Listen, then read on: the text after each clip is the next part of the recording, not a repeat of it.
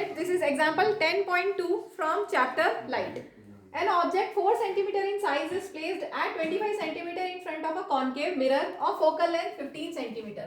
तो आपको दिया हुआ ऑब्जेक्ट की हाइट 4 सेंटीमीटर, h से डिनोट करते हैं या HO भी लिखते हैं, कुछ बुक्स में HO भी लिखा जाता है, और हाइट ऑफ इमेज के लिए मैं H डैश यूज करूंगी, कुछ बुक्स में HI भी लिखा जाता है. ठीक है. In front of a object is placed at 25 centimetre. Object distance हमेशा नेगेटिव होता है. ये साइन कन्वेंशन है कि ऑब्जेक्ट को हमेशा मिरर के लेफ्ट में या लेंस के लेफ्ट में लिया जाता है, तो object distance is always and always negative, चाहे वो लेंस हो या मिरर का केस हो. ठीक है. फोकल लेंथ आपको दी हुई है 15 सेंटीमीटर और कॉनकेव लिखा है, मींस माइनस.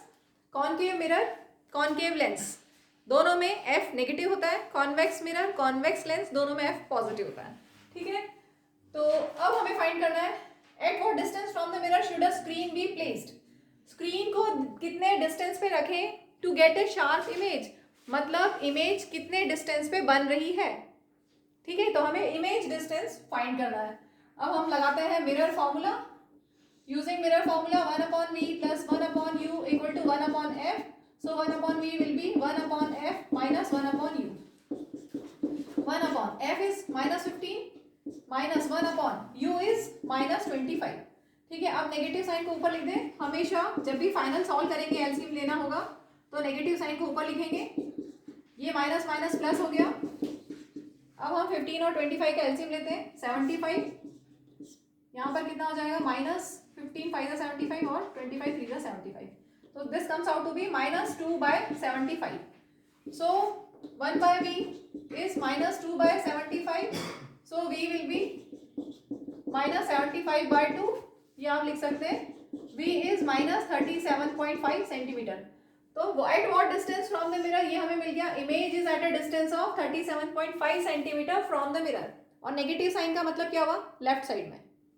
ठीक है. Image is formed at a distance of 37.5 centimetre on the left side of the mirror. जहां पर ऑब्जेक्ट है उसी साइड पर इमेज भी फॉर्म हुई है और उसी साइड पे बनती है. तो कैसी होती है?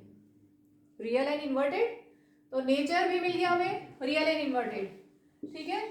Real and inverted image on the left side of the mirror where object is placed. ठीक है. अब हमें साइज निकालनी है. साइज के लिए मैग्निफिकेशन का फॉर्मूला यूज करते हैं. h dash upon h equal to minus v upon u. तो h डैश कितना है यहाँ पर, वो हमें फाइंड करना है. ठीक है. ये फॉर्मूला हम यूज करेंगे. h dash you have to find upon h. Image की ऑब्जेक्ट की साइज दी हुई है 4 इज माइनस v. v कितना है? माइनस 75/2. मैं इसकी जगह ऊपर वाला ले रही हूँ कैलकुलेशन ईजी करने के लिए. माइनस 75/2. ठीक है. और नीचे डिनोमिनेटर में और क्या है? u. u is how much? Minus 25. Minus 25. एक नेगेटिव साइन से एक नेगेटिव साइन कैंसिल. 25 3 जा 75. अब एक नेगेटिव साइन बचा, माइनस 3/2. तो h डैश कितना है आपके पास? माइनस 3/2. और ये 4 उधर जाके मल्टीप्लाई होगा इंटू 4.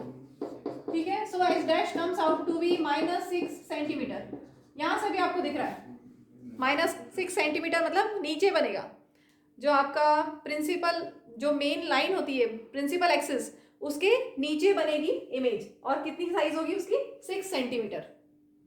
इसी को थोड़ा सा और अच्छे से समझने के लिए मैंने रे डायग्राम बनाया है, बनाने वाली हूँ. वैसे रे डायग्राम पूछा नहीं है, हमारा क्वेश्चन पूरा हो चुका है.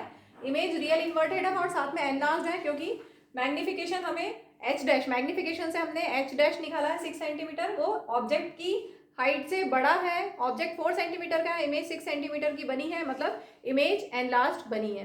ठीक है. एक बार इसको ऐसे ही समझ लीजिए.